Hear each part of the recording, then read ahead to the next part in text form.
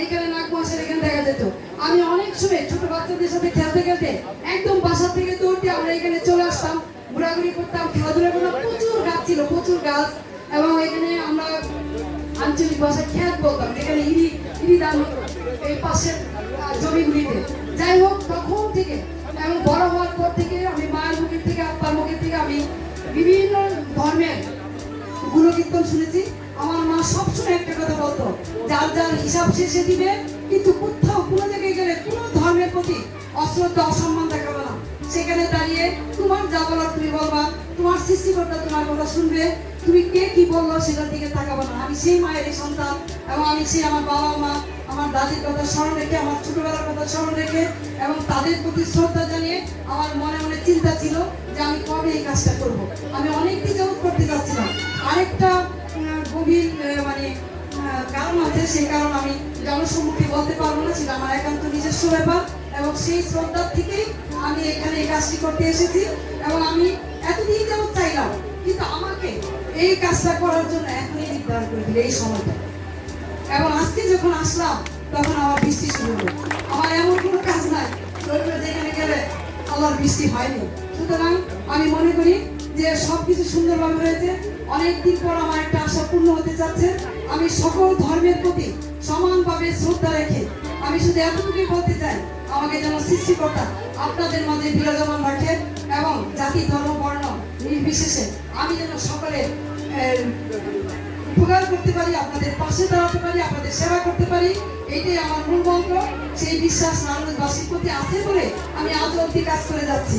এবং এই বিশ্বাস রেখে আমি আজকে যেখানে এসেছি তার চরণে আমার ভক্তি শ্রদ্ধা সম্মান রেখে আমি আমার বক্তব্য শেষ করতে যাচ্ছি। আজকে যারা আয়োজক তারা অনেক চমৎকার ভাবে করার চেষ্টা করেছে, একদম মন থেকে করার চেষ্টা করেছে। তারপরে এখানে যারা এসেছেন সকলের প্রতি আমি সম্মান জানাচ্ছি। আরো কয়েকজন এখানে আসা দরকার ছিল, আমি জানি না ভুলভাবে আপনারা জেলা পরিষদের চেয়ারম্যানকে দাওয়াত করেছিলেন কিনা, আমাদের আনোয়ার সাহেব, অ্যাডভোকেট খুকুন সাহেব, আমাদের যারা ধর্মীয় নেতারা আছেন, লিডাররা আছেন, যারা রাজনীতি করেন, সকলকে এখানে বলা দরকার ছিল। সকল বিভেদ ভুলে যে অন্তত ধর্মীয় কাজে যদি আমরা এই উদাহরণ দেখাতে না পারি, তাহলে আমাদের এখানে এসে প্রতিদিন সকাল সন্ধ্যায় এই বারোটি জ্বালানো কোনো কাজ হবে না। আমাদের কিছু কিছু জায়গায় সবকিছুর ঊর্ধ্বে উঠতে হবে। সেটা হলো এই যে আমাদের যারা পথ প্রদর্শক, তাদের চরণে যখন আমরা আসবো, তখন এইখানে কোনো রকমের পলিটিক্স, কোনো ধরনের কটু কথা, মন্দ কথা, কে কি করেছে, অতীতে কি করলো, মেয়র আইবির বিরুদ্ধে কে ষড়যন্ত্র করেছে, সেইগুলি মনে রাখবে। আর এখানে আইসা আপনার ওই ভগবানের কথা স্মরণ করা কোনো দরকার পড়ে না, কোনো দরকার পড়ে না। আলোচনা সমালোচনা থাকবেই, নির্বাচন থাকবেই, একে অন্যের প্রতি কাদা ছোড়াছুড়ি করবেই। এর মাঝখান দিয়ে আমরা আমাদের এই মহাপুরুষদের সম্মান করতে হবে। ওই সম্মানের জায়গাটা যেন এক হয়, একাত্র যেন বসতে পারি, সেই পরিবেশটা নারায়ণগঞ্জে আপনারা তৈরি করার সকলের চেষ্টা করবেন। এটাই আমার শেষ কথা। জয় বাংলা, জয় বঙ্গবন্ধু, জয় হোক রাজমহাশয়। শ্রেষ্ঠ আসলে কেউই শ্রেষ্ঠ না, সকল মানুষই শ্রেষ্ঠ। কারণ আল্লাহ মানুষকে ভালোবেসে এই পৃথিবী সৃষ্টি করেছে। যদি শুধু ইবাদতের জন্যই সৃষ্টি করতো, যে আপনি 5 ওয়াক্ত নামাজ পড়বেন আর সকাল সন্ধ্যা মন্দিরে এসে পূজা দিবেন, তাহলে আল্লাহর ফেরেশতার অভাব ছিল না। কোটি কোটি ফেরেশতা দিন রাত 24 ঘন্টা সৃষ্টিকর্তার নাম জপছে, নাম জপছে, নাম জপছে। তাহলে ওই ইবাদতই তার জন্য যথেষ্ট ছিল। উনি এই পৃথিবী সৃষ্টি করেছে, মানুষকে সৃষ্টি করেছে মানুষকে ভালোবেসে, নবী করিম সাল্লাল্লাহু আলাইহি ওয়াসাল্লামকে ভালোবেসে। উনি ওনার মাঝখানে পৃথিবীকে উনি পাঠিয়েছে, নবী করিম সাল্লাল্লাহু আলাইহি ওয়াসাল্লামকে উনি পয়গাম পাঠিয়েছে আল্লাহত্ব দেখার জন্য, মানুষের মাঝে মানুষের ভালোবাসা তৈরি করার জন্য। এবং আল্লাহকে, খোদাকে পেতে হলে, ঈশ্বরকে পেতে হলে মানুষকে উনি ভালোবাসতে হচ্ছে। এটাই আমার মূল মন্ত্র। এবং আপনারা নিশ্চয়ই অনেকেই জানেন যে ধর্মের বিচারের আগে আপনার কর্মের বিচার হবে। আপনি যদি শেষ বিচারের কথা বলেন, তাহলে শেষ বিচার কিন্তু আপনার ধর্মের আগে। ধর্ম তো আল্লাহ যদি তৈরি না করতো, তাহলে হিন্দুর ঘরে আপনি হিন্দু হয়েছেন, আমি মুসলমানের ঘরে মুসলমান হয়েছি। এটা তো আমার অপরাধ হতে পারে না, আপনার অপরাধ হতে পারে না। যে সৃষ্টিকর্তা তৈরি করেছে উনিই বুঝুন যে কেন আপনি খ্রিস্টান হলেন, কেন আপনি মুসলিম হলেন, কেন আপনি হিন্দু বৌদ্ধ খ্রিস্টান হলেন, এটা উনিই বুঝুন। কিন্তু তার আগে যে জিনিসটা হবে সেটা হলো আপনার কর্মের বিচার। আপনি সৎ কর্ম করলেন কিনা, আপনি সত্য কথা বললেন কিনা, আপনি মানুষের ক্ষতি করলেন কিনা, ভাই ভাইয়ের সাথে মারামারি করছেন জায়গা জমি নিয়ে, বোনকে ঠকাচ্ছেন, বিভিন্ন ভাবে মানুষকে ঠকাচ্ছেন, বন্ধুকে ঠকাচ্ছেন, টাকার প্রতি আসক্তি হয়ে ঈশ্বরকে ভুলে গিয়েছেন। ঈশ্বর কি চাচ্ছে? আমরা মনে করি যে সেটা, আমি ব্যক্তিগতভাবে মনে করি যে আমাদের সেই জায়গায় ফেরত আসা উচিত। আমাদের মধ্যে সহনশীলতা থাকা উচিত, আমাদের মধ্যে ভালোবাসা থাকা উচিত, এবং বিচারের ভার যে সৃষ্টি করেছে তার উপরে ছেড়ে দেওয়া উচিত। আপনি আমি বলার কেউ নাই। কথায় কথায় বেদাত, কথায় কথায় কাফের, মুর্দাবাদ, এই সমস্ত জিনিস আল্লাহর কাছে নাই। আল্লাহ নিশ্চয়ই জানে, সৃষ্টিকর্তা নিশ্চয়ই জানে কাকে আপনি কাফের বলবেন, কাকে বলবেন না।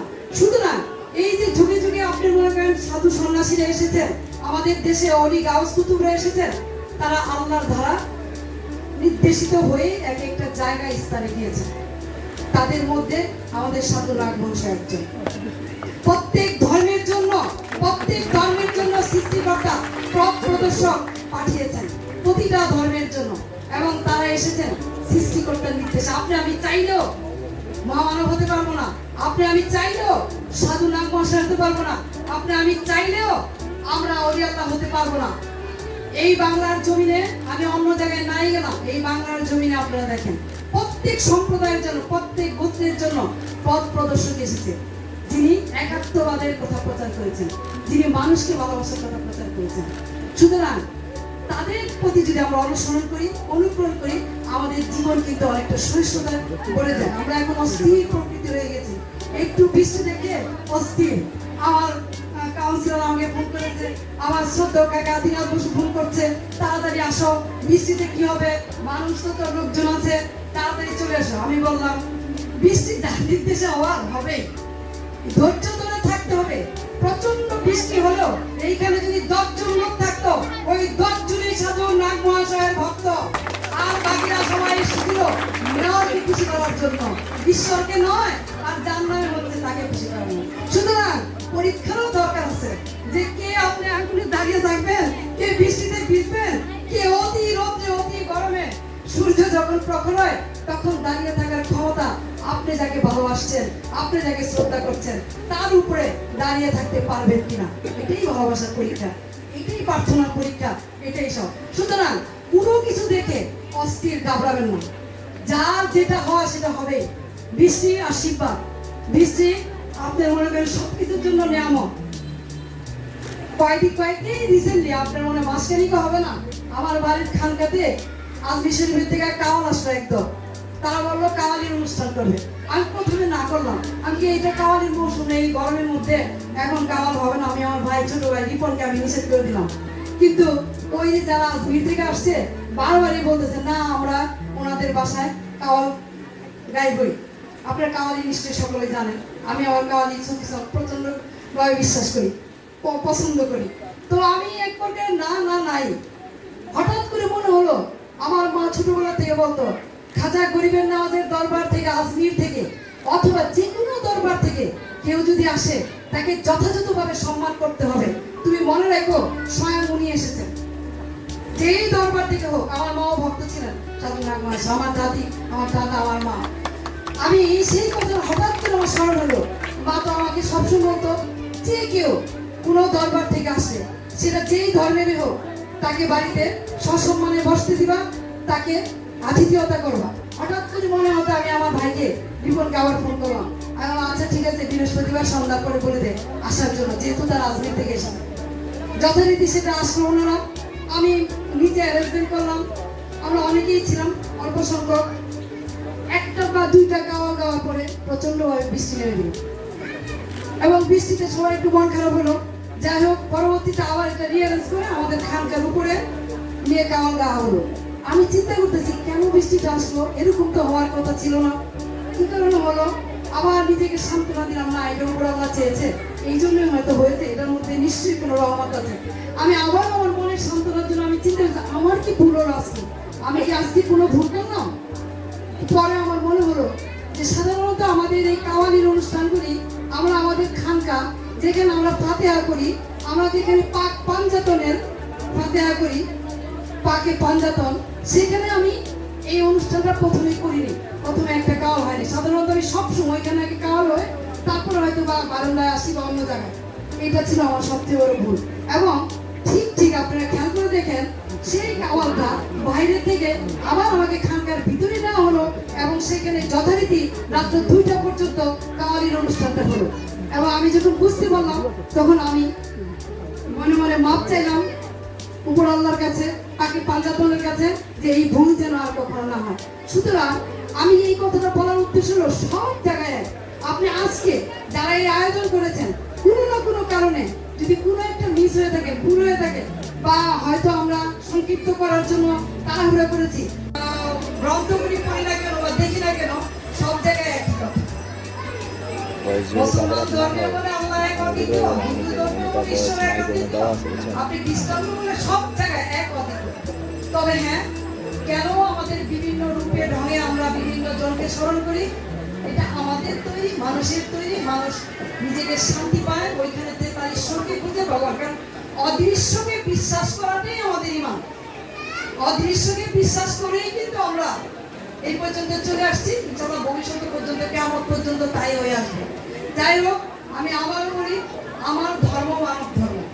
আমি মানব ধর্মে বিশ্বাসী, আমি মানুষকে ভালোবাসি। সেটার থেকে উদ্বুদ্ধ হয়ে আমি নারায়ণগঞ্জ সিটি কর্পোরেশনে যে কাজগুলি করেছি, আমি মানুষের কল্যাণে করার চেষ্টা করেছি। আমার কাউন্সিলর অল্প একটু বলার চেষ্টা করেছে, আপনারা এর চেয়ে বেশি কাজ আমাদের এখানে হয়েছে সকল ধর্মের জন্যই। আমাদের নারায়ণগঞ্জে আমরা মুসলিম, হিন্দু, বৌদ্ধ, খ্রিস্টান আমাদের বসবাস। অন্য সম্প্রদায়ের লোকজন আমার কাছে আসে না, আমি ঠিক বলতেও পারবো না কে কোথায় আছে। যারা আসে, যাদের সাথে আমার সম্পর্ক, আমি তাদের কাজগুলি করে দেওয়ার চেষ্টা করি। আপনারা ইতিমধ্যেই দেখেছেন যে আমরা বিভিন্ন জায়গায় মুসলিম জনগোষ্ঠীকে প্রাধান্য দিয়ে তাদের চাহিদা মোতাবেক আমরা অনেক কাজ করে দিয়েছি। ঠিক তদ্রূপভাবে হিন্দু জনগোষ্ঠীকে প্রাধান্য দিয়ে তাদের চাহিদা মোতাবেক বেশ কিছু কাজ আমরা করে দিয়েছি। এবং আমরা বৌদ্ধ ধর্মাবলম্বীরা এসে আমার কাছে যখন অনুরোধ করলো, আপনি সব ধর্মের জন্য করেন, আমরাও তো আছি, আমাদের কথা কি ভুলে গিয়েছেন? আমি বললাম, না, আমি ভুলি নেই।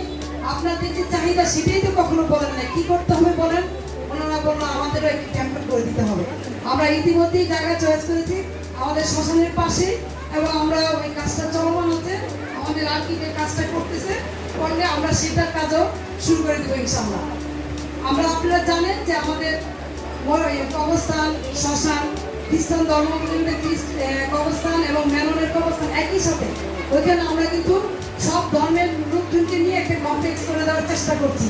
তো এই যে কাজগুলি করা, এই করার মধ্যে যে একটা কি বলবো আমি, মানে স্যাটিসফ্যাকশন, মনের যে প্রশান্তি, সেটা বোঝা যায় যখন জাতি ধর্ম নির্বিশেষে আপনি মানুষকে ভালোবাসতে শিখবেন। তখন আমি তো মনে করি ধর্ম মানি, এই আমার দুই পাশে দুইজন ধর্মগুরু বসে আছে, সেখানে ধর্ম নিয়ে বেশি কথা বলা আমার জন্য শোভনীয় না, বা আমি অতটা গভীরের মানুষও না।